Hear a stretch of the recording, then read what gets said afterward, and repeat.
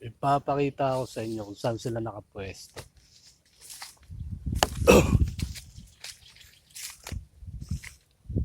Ito yung bukid ni Kuya Jerry dati.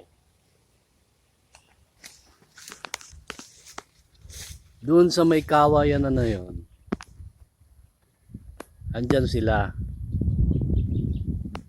Doon sa may kawayan na doon. Andyan lang sila. May nagsasabi mga dating daan daw yung mga yun.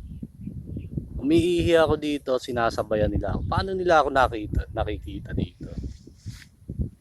Andyan sila. Hindi ko alam kung saan. Hindi ko sila kilala.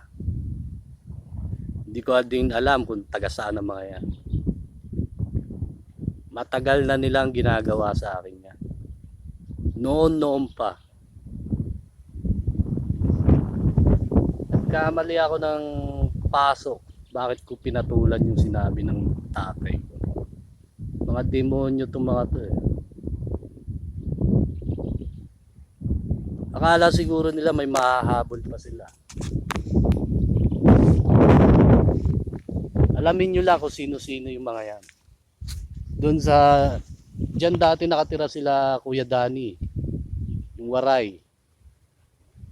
Tuwing madami nagpupunta dyan noon, yung nakitira ako dyan, madaming nagpupunta dyan. Pinalalayas ako dyan dati. Ngayon naman, nandito tayo, nakikipuno tayo dito. Andyan din yung mga gagong yan. Hindi ko alam kung sino-sino. Napakatagal na nilang ginagawa sa akin yan.